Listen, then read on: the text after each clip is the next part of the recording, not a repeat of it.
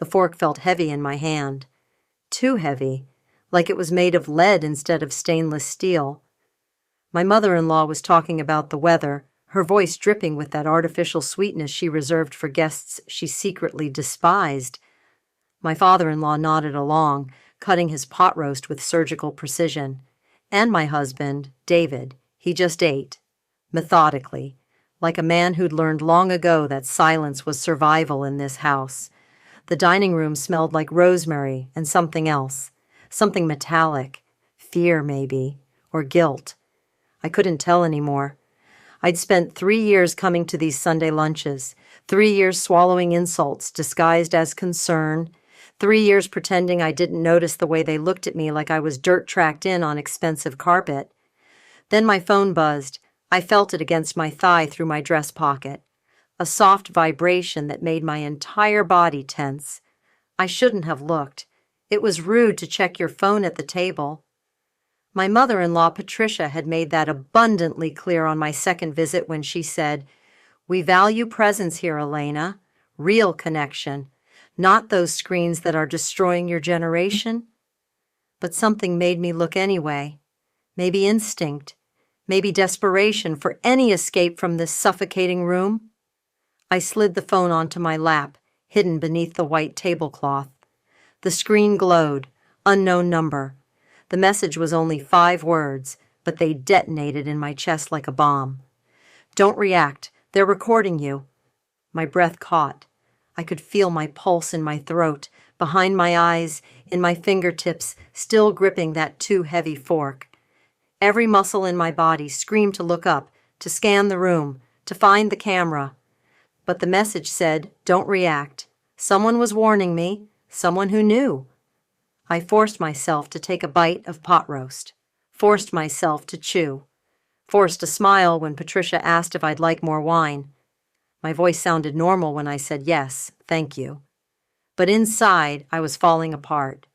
Where was the camera? In the ornate mirror above the sideboard? In the decorative vase on the windowsill?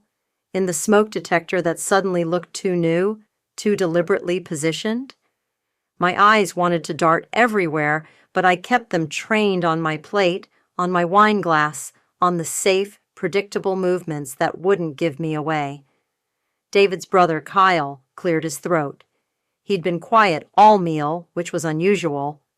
Kyle loved the sound of his own voice, loved talking about his promotion at the tech firm, his new Tesla, his upcoming trip to Cabo. But today, nothing. Just uncomfortable glances at his phone, at his mother, at me. Was he in on it? "Elena," Patricia said, and I flinched. She noticed. I saw her eyes sharpen with satisfaction. "You seem distracted. Is everything all right at work?" There it was, the loaded question. She'd been pushing this narrative for months. Elena's unstable. Elena's overwhelmed. Elena can't handle teaching and motherhood. Elena's falling apart. "Work's fine," I said, keeping my voice steady. "Just tired. Mason had a nightmare last night." "Oh, that poor baby." Patricia's hand went to her chest in theatrical concern. "He has so many nightmares lately, doesn't he? David mentioned you've been having difficulties with him." I hadn't been having difficulties. Mason was 7. 7-year-olds had nightmares, but in Patricia's mouth it became evidence of my failure. "He's fine," I said. "Kids go through phases." "Of course." She smiled, that smile that never reached her eyes. "Though if you ever feel it's too much, we're always here. David grew up in this house. We know how to raise children properly." Properly. The word hung in the air like poison gas. My phone buzzed again. I didn't look immediately. Waited 30 seconds, took a sip of wine, then casually shifted in my chair and glanced down. "They've been planning this for months. Check David's office. Password, Mason 2017. You need to see before they use it against you." The wine turned to acid in my stomach. David's office. The room I wasn't allowed to enter because he needed a space for work stress. The room with the locked door and the excuse that he kept confidential client files in there. I looked at my husband. Really looked at him. He was eating his mother's apple pie now, making small, appreciative noises. The same man who'd whispered he loved me this morning. The same man who'd held me when my father died. The same man who was apparently conspiring to... what? Record me? Build a case against me? For what? The lunch dragged on for another 40 minutes. Every second felt like an hour. I played my part perfectly, smiled at the right moments, agreed when agreement was expected, stayed silent when silence was safer, but my mind was racing, cataloging every detail, the way Patricia's eyes kept flicking to the mirror, the way David's father kept checking his watch, the way Kyle wouldn't meet my gaze. When we finally left, I kissed Patricia's cheek and thanked her for the meal. She held my shoulders and said, "Take care of yourself, dear. You look so tired lately, almost fragile." In the car, David turned on the radio. NPR. He always played NPR after visiting his parents, said it helped him decompress. I stared out the window at the passing desert landscape, at the strip malls and the saguaro cacti, and wondered if the man beside me was a stranger. "Your mom seemed in a good mood," I said carefully. "Yeah, she's excited about Mason's birthday coming up." "Are we doing it at their house again this year?" "She already started planning." He glanced at me. "That okay with you?" "Of course." I forced a smile. "Whatever makes Mason happy." He reached over and squeezed my hand. His palm was warm, familiar. "Love you." "Love you too." The lie tasted like ash. We picked up Mason from my sister's apartment in Tempe. He ran to me with popsicle stains on his shirt and stories about playing astronauts. I held him tight, breathing in his little boy smell of sunscreen and sugar, and felt something fierce and protective surge through me. Whatever was happening, whatever they were planning, I wouldn't let them use my son against me. That night, I waited. David had a routine: dinner at 7, playtime with Mason until 8, bedtime stories until 8:30, then his office until 10, followed by television and bed, like clockwork. 3 years of marriage had made him predictable. At 8:45, I heard his office door close. The lock clicked. I put Mason to bed with extra kisses and whispered promises that everything was fine. Mommy just loved him so much. He fell asleep clutching his stuffed dinosaur, peaceful and innocent and unaware that his family was fracturing around him. I stood in the hallway outside David's office. The door was solid oak, expensive, chosen by Patricia when we moved into this house. This house. The realization hit me suddenly. This house that Patricia had insisted we take. This house that belonged to a family friend who'd moved to Seattle. This house with rent so low it was suspicious, but we'd been drowning in student loan debt and couldn't afford to question good fortune. What if it wasn't good fortune? What if it was a trap? I pulled out my phone, opened the keypad app I'd downloaded months ago, the one that let you test password combinations without triggering alerts. Mason 2017, my son's name and birth year. The casual cruelty of it made my hands shake. I pressed my ear to the door. Television sounds from the living room. David was watching the game, volume up. He wouldn't hear. I typed in the password. The lock clicked open. David's office was pristine, too pristine. The desk was organized with military precision, pens in a holder, papers in labeled folders, a laptop closed and centered perfectly. The room smelled like leather and his cologne and lies. I went straight to the laptop. It was still warm, recently used. I opened it and the password prompt appeared. I typed Mason 2017 again. Access granted. The desktop was almost empty. Just a few work-related folders. But there, in the corner, was a folder icon labeled Home Backup. My cursor hovered over it. Part of me didn't want to know. Part of me wanted to close the laptop, walk out, go back to the comfortable fiction of my marriage. But I clicked. The folder opened. Inside were dozens of subfolders, each labeled with dates and room codes. Kitchen Sept 15, bedroom Sept 22, bathroom Oak T03, living room Oak T10. My stomach dropped. I clicked on Kitchen Sept 15, a video file. I pressed play, volume low. The screen showed our kitchen. The angle was from above, near the smoke detector. I was at the stove, making dinner. Mason was at the table doing homework, and I was crying, silent tears running down my face while I stirred pasta sauce. I remembered that day. I'd gotten an email that my classroom budget had been cut again. It was stupid. It was nothing. But I'd been overwhelmed and tired, and I'd let myself cry while cooking because Mason wouldn't see. But someone had seen, someone had recorded, someone had saved it. I clicked on another file, bedroom show Sept 22. This one showed me sitting on our bed, talking on the phone to my therapist. The conversation was private.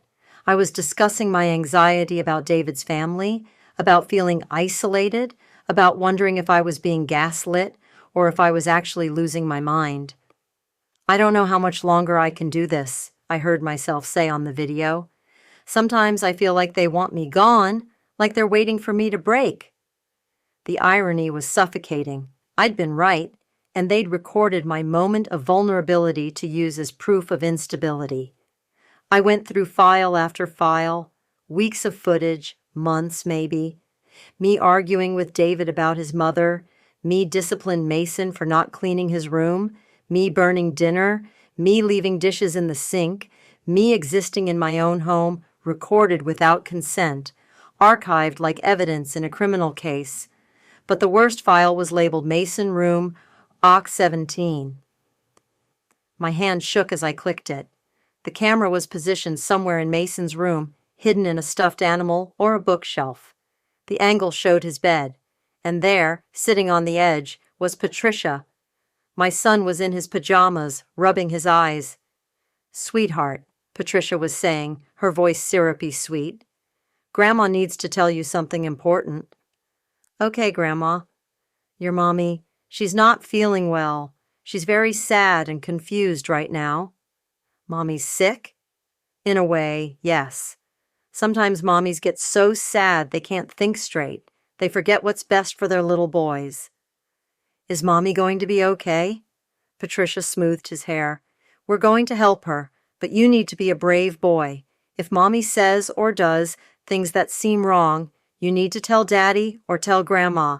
Can you do that?" Mason nodded, his little face serious and scared. "Good boy. Remember, we're the ones who really love you. We're the ones who will always keep you safe." I closed the laptop. My hands were shaking so hard I could barely control them. They weren't just recording me. They were using my son, manipulating him, turning him into a spy in his own home. The rage that filled me was white-hot and crystalline. It burned away the fear, the self-doubt, the gaslighting. They wanted to paint me as unstable, as an unfit mother. They wanted to collect evidence of my breakdowns? Fine. But two could play that game. I pulled out my phone and took photos of everything. The laptop screen, the folder structure. I connected a flash drive I'd brought and started copying files. My heart pounded as the progress bar crawled across the screen. 47%, 63%, 81%. A sound from the living room. Commercial break. David would be getting up to grab a beer.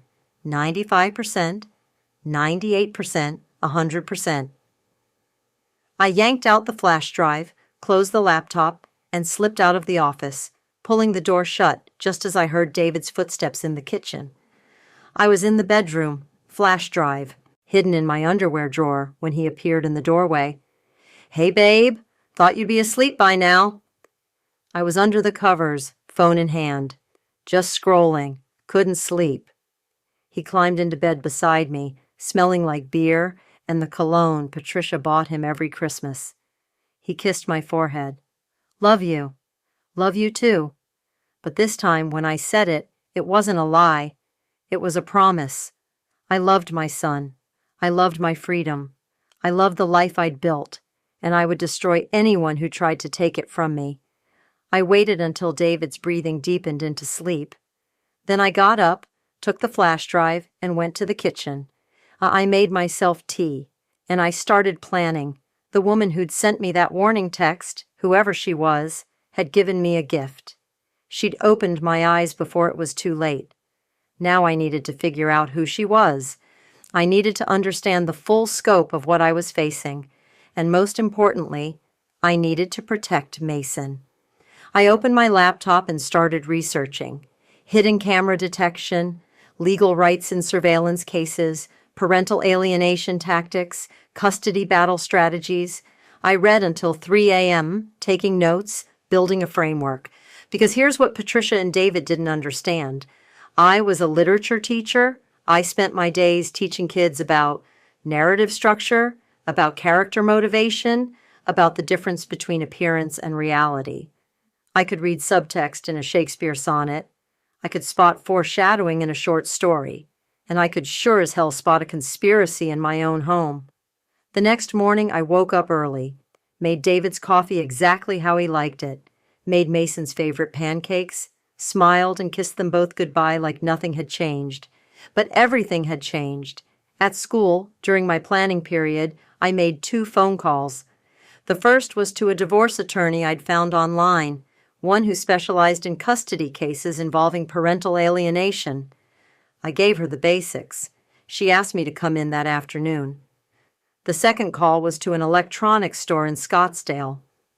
I need counter-surveillance equipment, I told them. Hidden camera detectors, audio bug sweepers, the works. Lady, you sound like you're in a spy movie.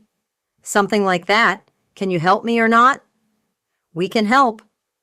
I picked up the equipment during lunch, paid cash.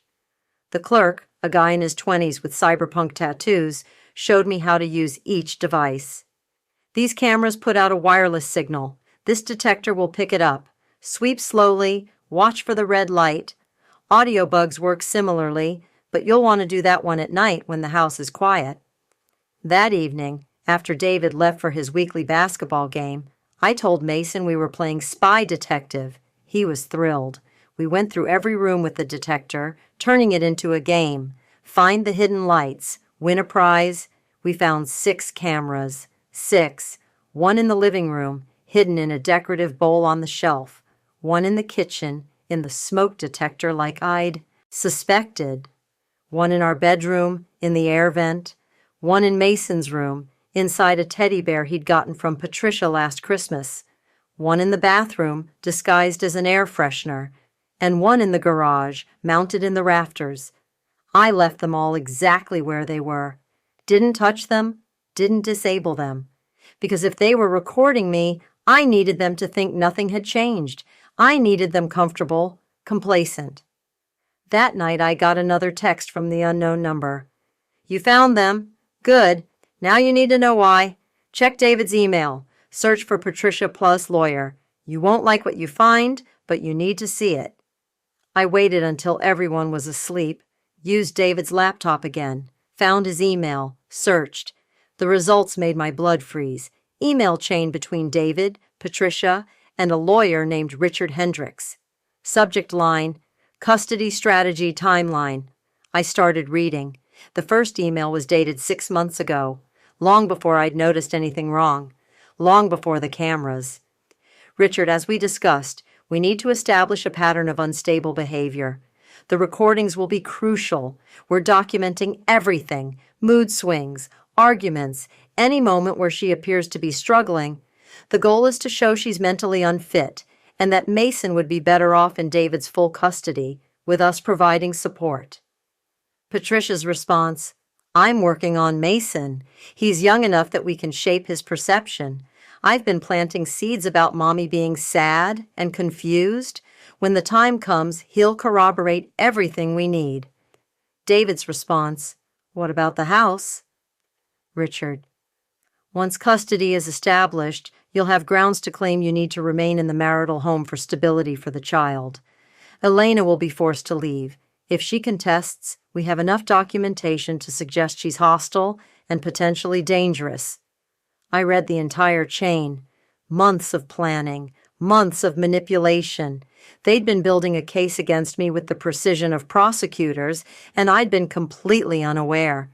Every Sunday lunch, every comment about my tiredness, Every time Patricia had been alone with Mason, it was all part of the strategy. The goal wasn't just custody, it was erasure. They wanted me gone, out of Mason's life, out of the house, out of David's life, and they wanted it to look like my fault, like I'd been unfit all along. But why? Why go to such elaborate lengths? I kept digging, found another folder. Property documents. Inside were papers related to our house, the lease agreement. But there was something else. A purchase agreement, dated 3 weeks from now.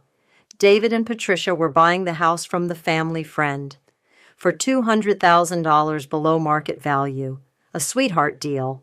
And my name wasn't on any of the papers. They'd been planning to steal my home and my child. I sat back, mind reeling. This wasn't just about David's mommy issues or Patricia's control problems. This was about money, about property, about a long-term con that I'd walked into 3 years ago when I'd married into this family. Had David ever loved me? Or had I just been a temporary obstacle in their real estate scheme? The rage from before returned, colder now, more focused. They thought they were playing chess, moving pieces while I was unaware. But now I saw the board, I understood the game, and I was about to flip the table.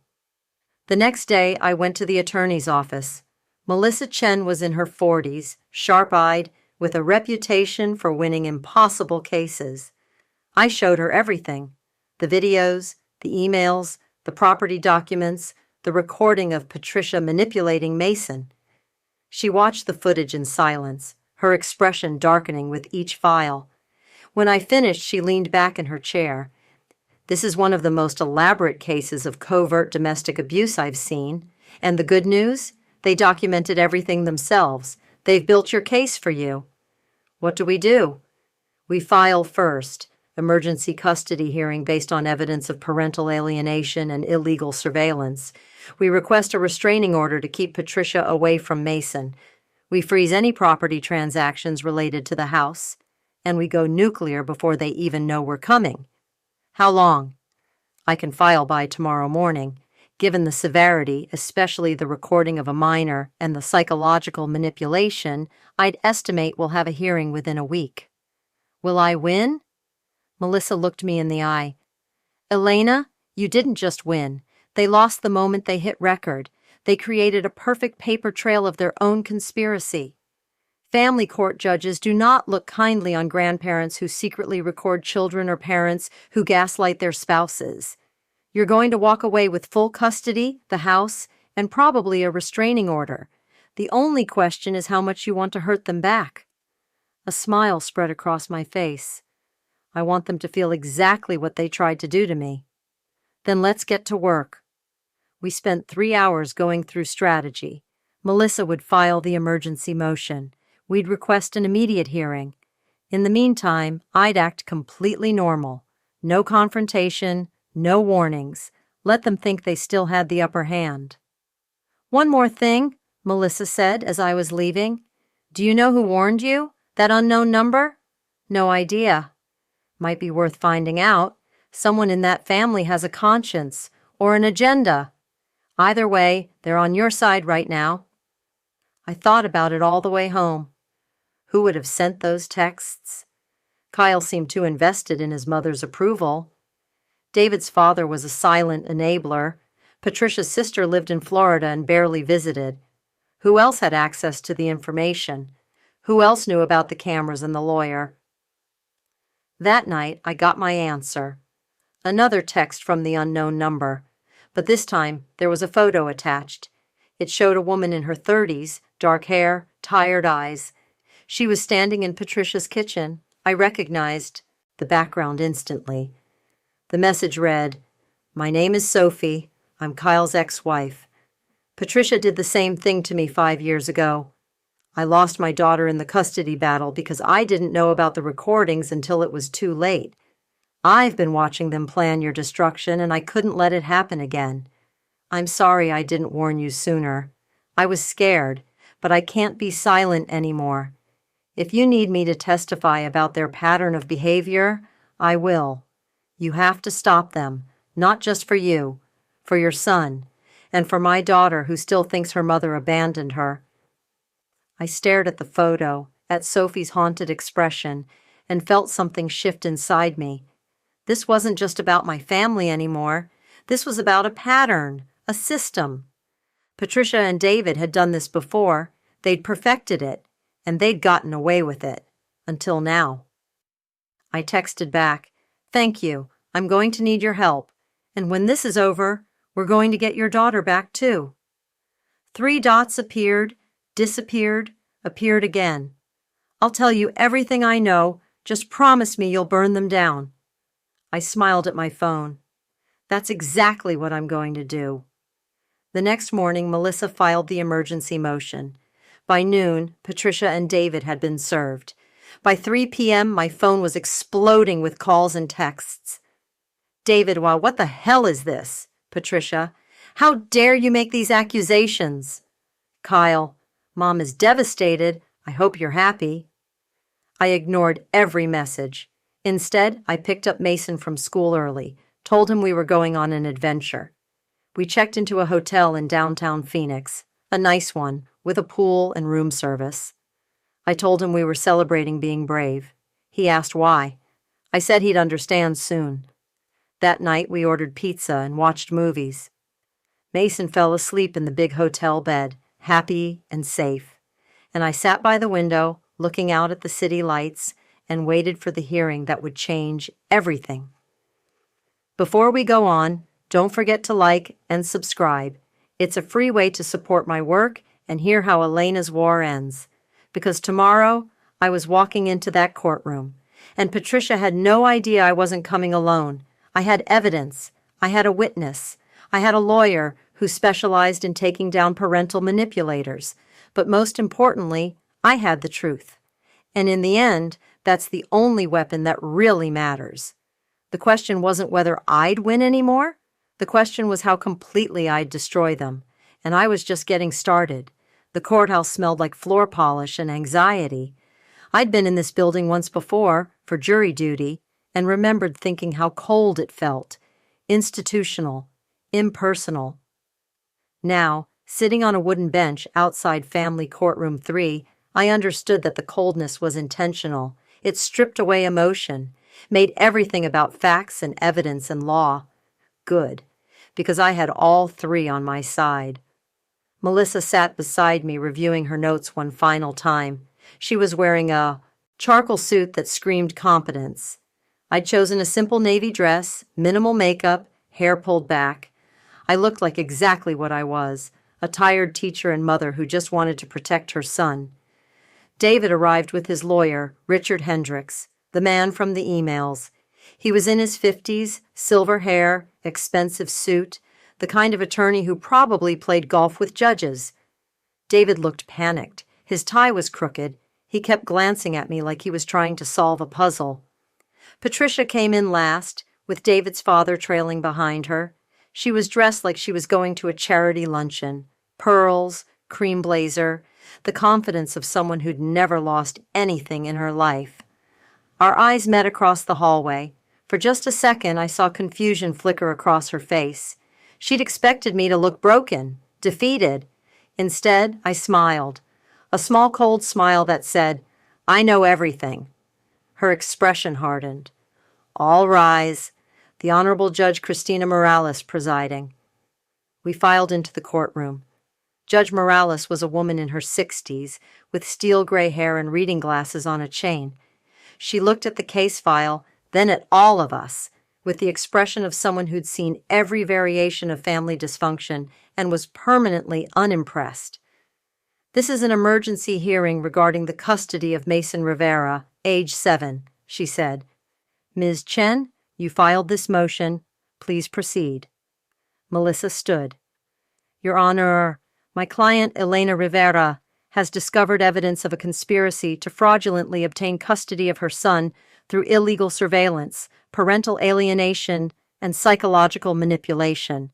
We have extensive documentation, which we're submitting to the court now." She handed a thick folder to the bailiff. Patricia's lawyer shot to his feet.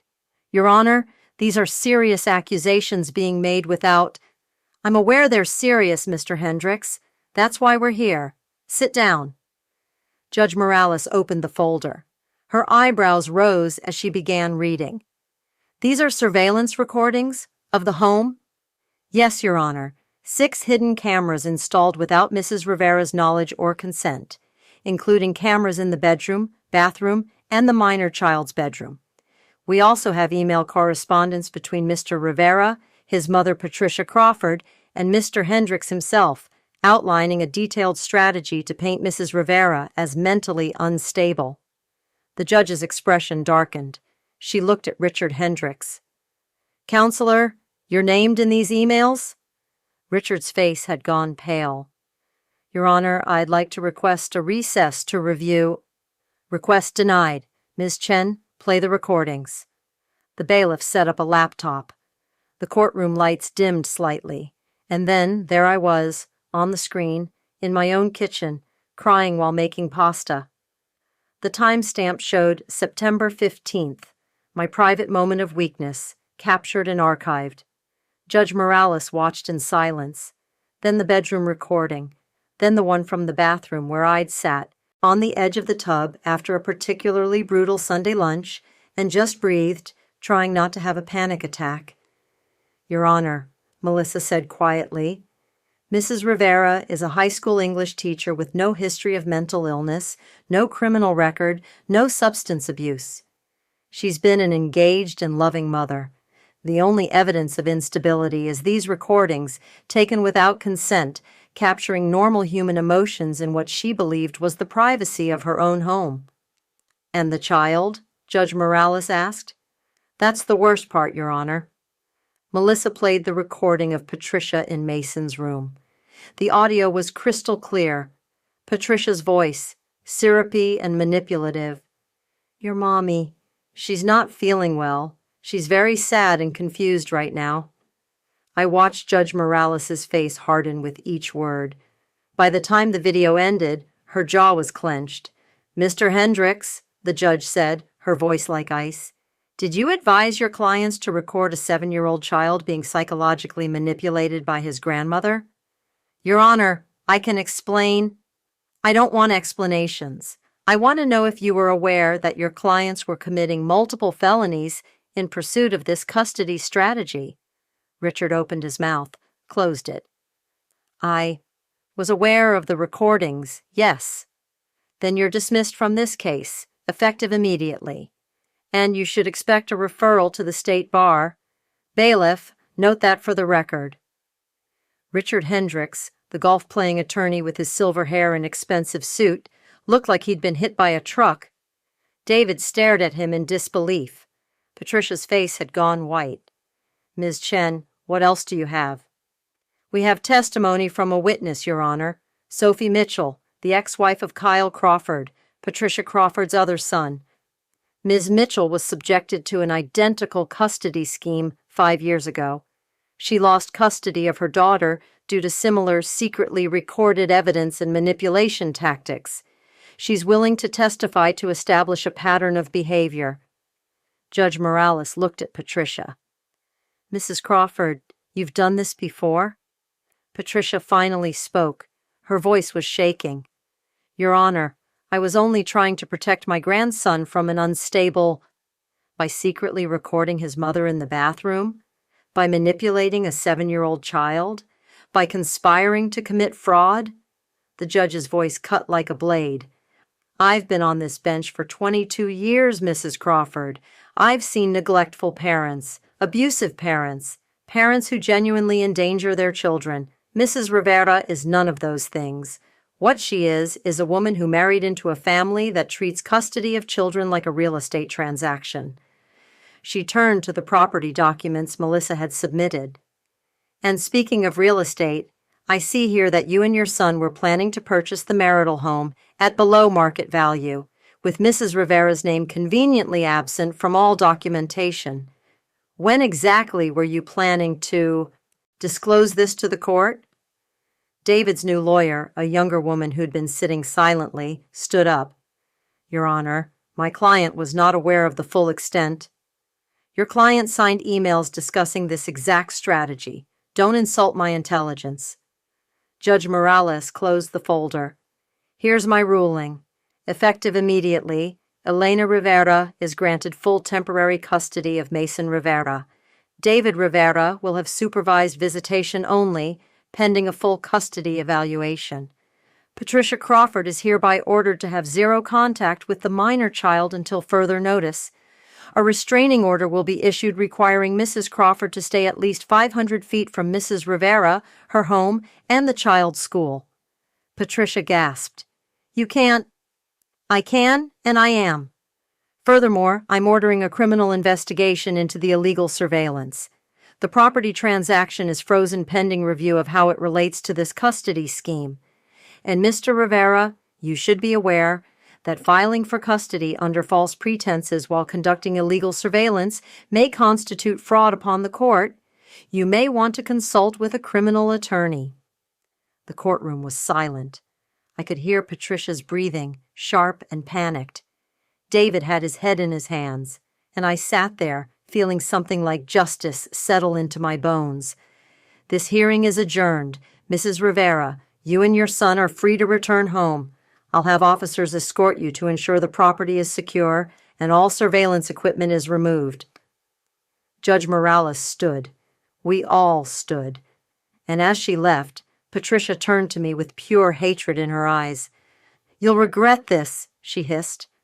No, I said calmly. I really won't. Outside the courthouse, Melissa pulled me aside. That went better than I expected.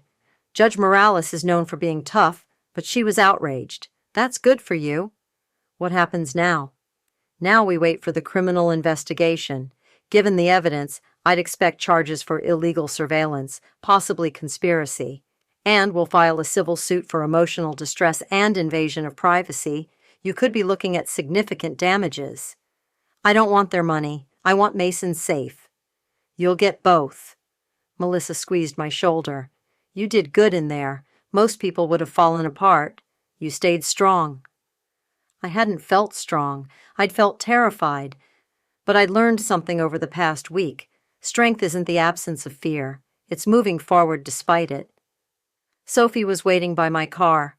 In person, she looked older than her photo, worn down by years of fighting a battle she'd lost.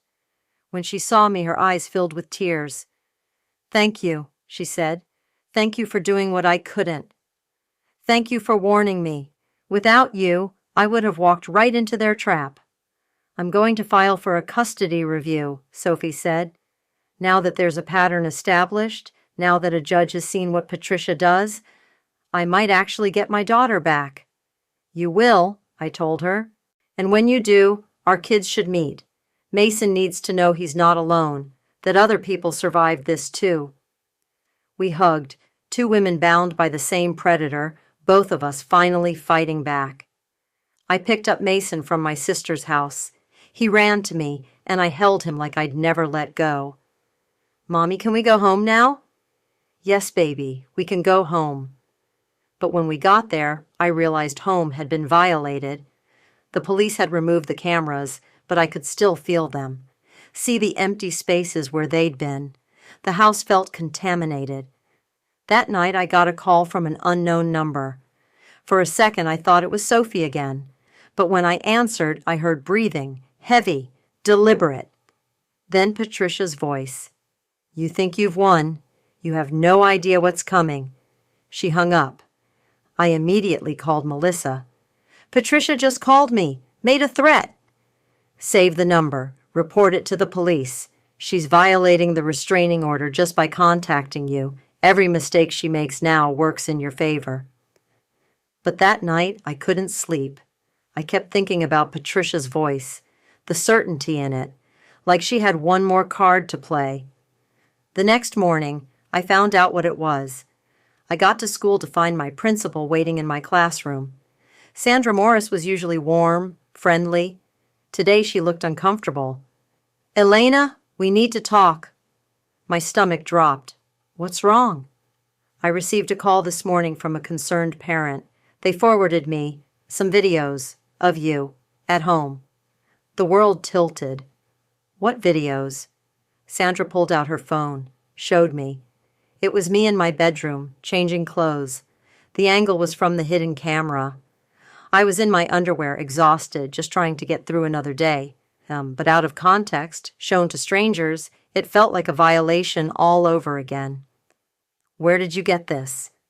It was sent anonymously to the school board and to several parents.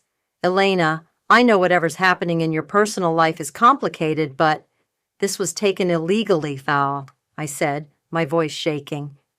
Hidden cameras in my home, installed without my consent. There's an active court case. This is evidence tampering. This is harassment. Sandra's expression changed. Someone's trying to sabotage you. Patricia, my mother-in-law, she's trying to destroy my reputation so I'll lose my job. That's not going to happen. Sandra's voice was firm. But you need to report this immediately.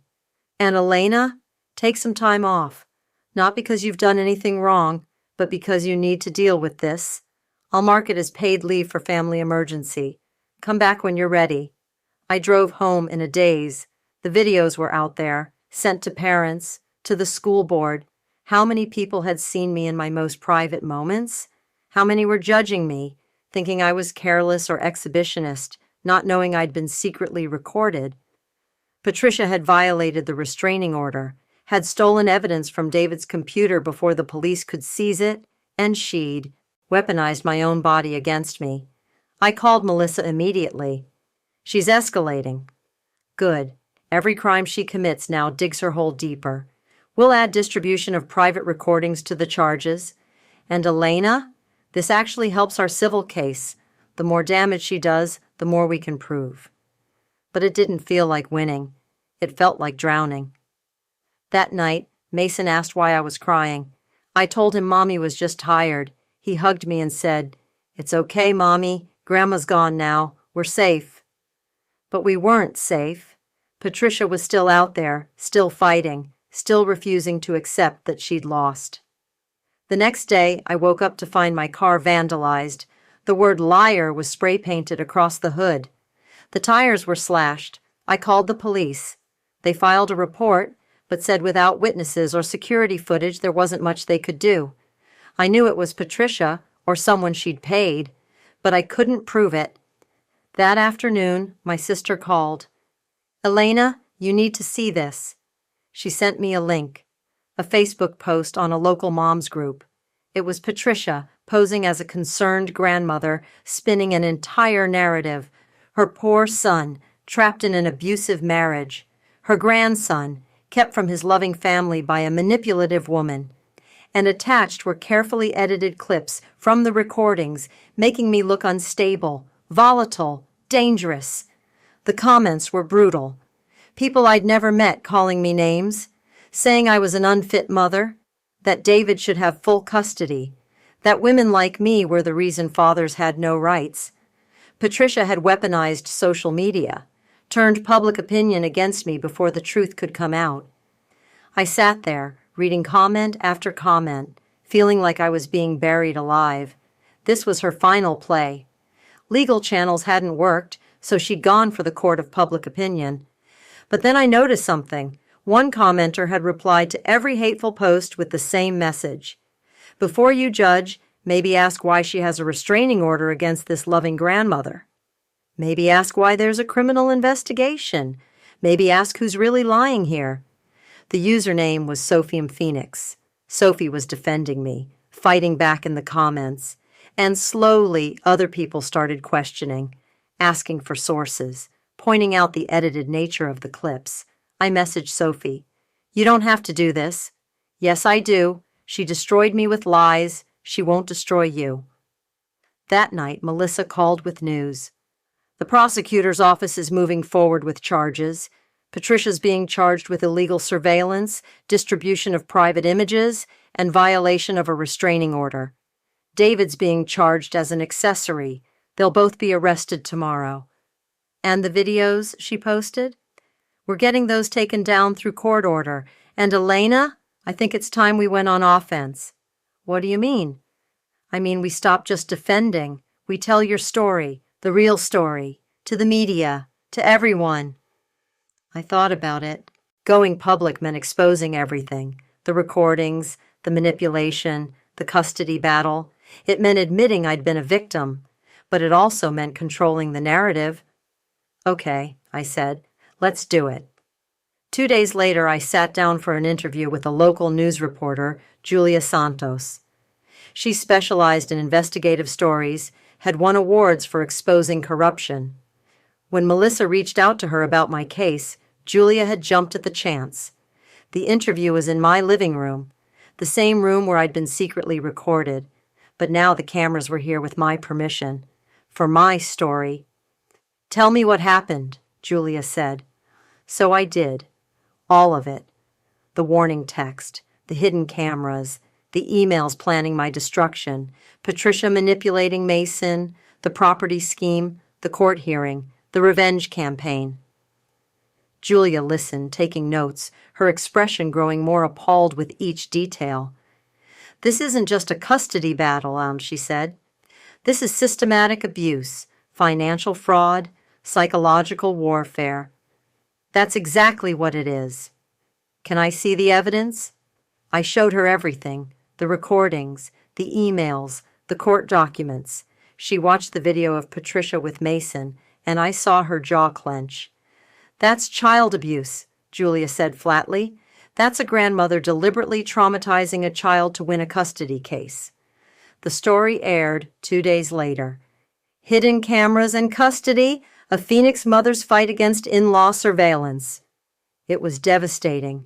Julia had edited it perfectly, showing the evidence clearly, interviewing legal experts who explained why what Patricia and David had done was criminal. The response was immediate. The original Facebook post got flagged and removed. Patricia's friends started distancing themselves. The moms group that had attacked me issued an apology, saying they'd been manipulated with doctored footage, and the news story went viral, local first, then picked up by state outlets, then national.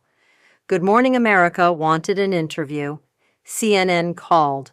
My phone wouldn't stop ringing, but more importantly, other women started reaching out.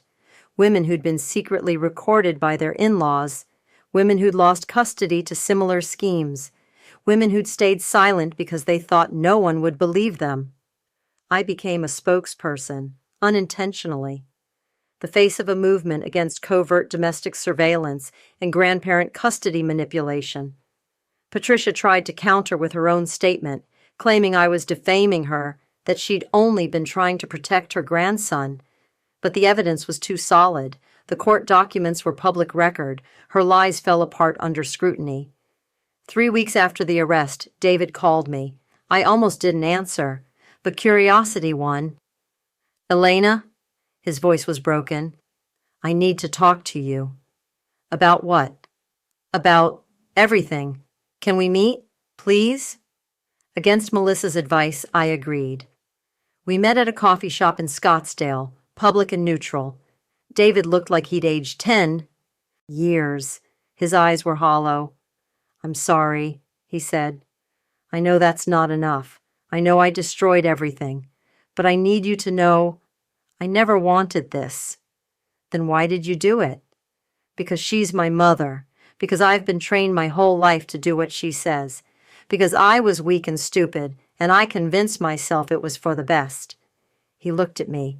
"But it wasn't. It was evil. What we did to you was evil. You recorded me in the bathroom, David. You let your mother manipulate our son. You tried to steal my home and my child. Sorry doesn't fix that. I know. That's why I'm pleading guilty. To all of it. No trial. I'm going to do whatever time they give me, and then I'm leaving Phoenix. I'm getting away from her. I should have done it years ago." "What about Mason?" "I'll sign over full custody. No contest. He deserves better than me." I looked at this man I'd married, this man I'd loved, and felt nothing, not even anger anymore, just sadness for what could have been. "You can still be his father," I said, "but on my terms, supervised visits, therapy, proof that you've actually changed." "Thank you," he whispered. We divorced quietly. David pleaded guilty and got 18 months, suspended after 9 with probation. Patricia got 3 years for the surveillance charges, distribution of intimate images, and the restraining order violations. She was also sued by Sophie, who used the pattern of behavior to reopen her custody case. 6 months later, Sophie got joint custody of her daughter. We celebrated with pizza and ice cream, our kids playing together, two families healing from the same wound. The house was legally mine. The property transaction was voided as evidence of fraud. I got a settlement from Patricia's homeowner's insurance for the emotional distress. I used the money to install legitimate security cameras, the kind I controlled, and I started a nonprofit called Safe Spaces to help other parents dealing with covert surveillance and custody manipulation. But here's what I didn't expect: the nightmares. Months after everything was over, I'd still wake up panicking, convinced someone was watching me. I'd check every room for hidden cameras. I'd freeze when I saw Patricia's car model on the street. Trauma doesn't end when the court case does. I started seeing a therapist who specialized in surveillance trauma, learned that what I'd experienced had a name. Technology facilitated abuse, learned that healing wasn't linear. Some days I felt strong, other days I couldn't get out of bed. But I was healing, slowly, and Mason was thriving. He'd started therapy too, working through the manipulation Patricia had subjected him to. He was learning that Grandma had been wrong, that Mommy hadn't been sick or confused, that love doesn't involve lies. 1 year after the first warning text, I got another message from an unknown number. My heart stopped, but when I opened it, I saw, "I'm proud of you. You saved yourself and helped me save my daughter. Thank you for being braver than I was. Sophie." I realized she'd been texting from burner phones all along, protecting herself while protecting me. I texted back, "You were brave enough to warn me. That saved everything." That night, Mason and I sat on the couch watching a movie. Just a normal night. No hidden cameras, no manipulation, no fear. "Mommy," Mason said, "are you happy now?" "Yeah, baby, I am." "Me too." And that was worth more than any revenge, more than any court victory. My son felt safe. I felt free. We had survived. But then, 2 years after everything, I got a letter. No return address. Postmarked from a prison in Florence, Arizona. I knew before I opened it who it was from. Patricia. The letter was typed, 3 pages long. At first it was rambling justifications, how she'd only been trying to protect her grandson, how I'd overreacted, how I'd destroyed her family. But then, on the last page, the tone changed. "You think this is over. You think you're safe. But you need to understand something, Elena. I have friends, people who owe me favors, people who don't care about restraining orders or court rulings. I'm in here for another 18 months. But when I get out, I'm coming for what's mine. And if I can't have my grandson, I'll make sure you understand what real loss feels like. Sleep well." My hands shook as I finished reading. I immediately called Melissa, now a friend, more than just a lawyer. She told me to report it to the police, to the prison, to add it to the file. "She's just trying to scare you," Melissa said. "People like Patricia, they can't accept losing. But she's in prison. She has no power." "She had no power in court either, but she still got those videos distributed. She still vandalized my car." "Elena, you can't live your life afraid of what she might do. You won. She lost. Don't let her have any more of your peace." But that night, I checked every lock twice, tested the security cameras, looked up prisoner release dates. Patricia would be out in 18 months. 18 months until she was free to make good on her threat. I told myself Melissa was right, that Patricia was just bitter, that the system would protect me. But a small part of me, the part that had learned to trust my instincts during that first warning text, wondered if this was really over, or if the war had just entered a new phase. 3 months ago, Patricia was released early for good behavior. I got a notification from Victim Services. She was out, back in Phoenix, legally required to stay away from me and Mason, but out nonetheless. I haven't seen her, Haven't gotten any threatening messages. But last week, Mason came home from school and said something that made my blood run cold. Mommy, there was a lady watching me at recess today. She had gray hair and she smiled at me, but it was a weird smile. It made me feel scared. I called the school immediately. They checked the security footage. There was a woman at the fence line watching the playground. The angle was wrong to see her face clearly, but the hair matched, the body type matched. Patricia was watching, waiting, testing boundaries. I filed another police report. The officer was sympathetic, but said unless she made contact or violated the restraining order distance, there wasn't much they could do. So now I'm here, telling you this story, hoping that by putting it out there, by making it public, I create a record. Because if something happens to me, if Patricia escalates, the world will know who to look at. My name is Elena Rivera. I'm 34 years old. I'm a literature teacher and a mother, and I survived a conspiracy to destroy my life and steal my child. But surviving doesn't mean it's over. It means I'm still fighting, still vigilant, still protecting Mason with everything I have. Patricia wanted to erase me, to make me disappear. Instead, I made sure my story would live forever. That other women would see what happened and know they're not alone. That the tactics of people like her would be exposed and recognized. If this story gripped you, hit that like button. Share it with someone who needs to hear it. Because the only way we stop predators like Patricia is by refusing to stay silent. And to anyone out there who's getting a warning text, who's feeling watched in their own home, who's wondering if they're paranoid or if something is really wrong, trust your instincts, document everything, and fight back before they can use your silence against you. You're not alone, you're not crazy, and you can win, but stay vigilant, because people like Patricia never really stop. They just wait for you to let your guard down.